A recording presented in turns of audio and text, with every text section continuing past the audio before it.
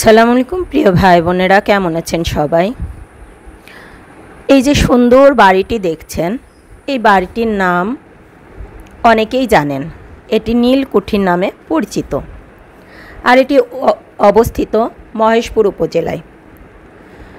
নীলকুঠির নামটা কত সুন্দর, তাই না? কিন্তু এই নীলকুঠির ঘিরে কিন্তু অনেক অত্যাচারের চিত্র ফুটে ওঠে। নীল মানে কি আমরা সবাই জানি, নীল চাষ। আমাদের এই দেশে নীল চাষের জন্য অনেক যুদ্ধ হয়েছে। নীল চাষ শব্দটি শুনলেই চোখের সামনে ভেসে ওঠে বাংলার অসহায় কৃষকের মুখ।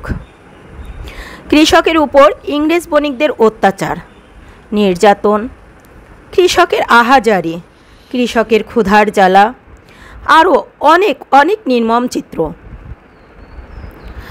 আজ কালের সাক্ষী হয়ে বাংলাদেশ ও ভারতের বিভিন্ন স্থানে দাঁড়িয়ে আছে বেশ কিছু নীলকুঠি।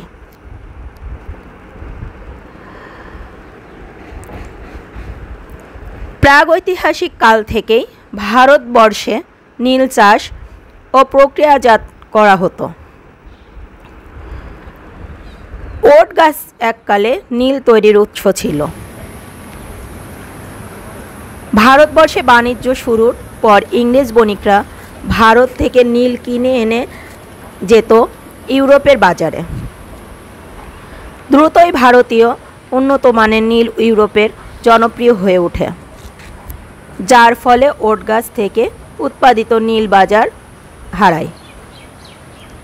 ব্রিটিশরা রং প্রাপ্তির সহজলভ্য উৎস হিসেবে ভারতবর্ষের প্রতি উৎসাহিত হয়ে উঠেছিল। 1977 সালে বাংলায় প্রথম নীল চাষ শুরু হয়। সে সময় ইংরেজ বণিকরা জোর করে কৃষকদের দিয়ে নীল চাষ শুরু করে। ইংরেজ বণিকরা গ্রামে গ্রামে কুঠি স্থাপন করে নীল চাষ তদারকি করত। সেই কুঠিগুলোই নীলকুঠি নামে পরিচিতি পায়। সেই নীলকুঠি আজও বাংলার আনাচে কানাচে স্পষ্ট স্মৃতির মিনার হিসেবে ইতিহাসের সাক্ষী হয়ে দাঁড়িয়ে আছে।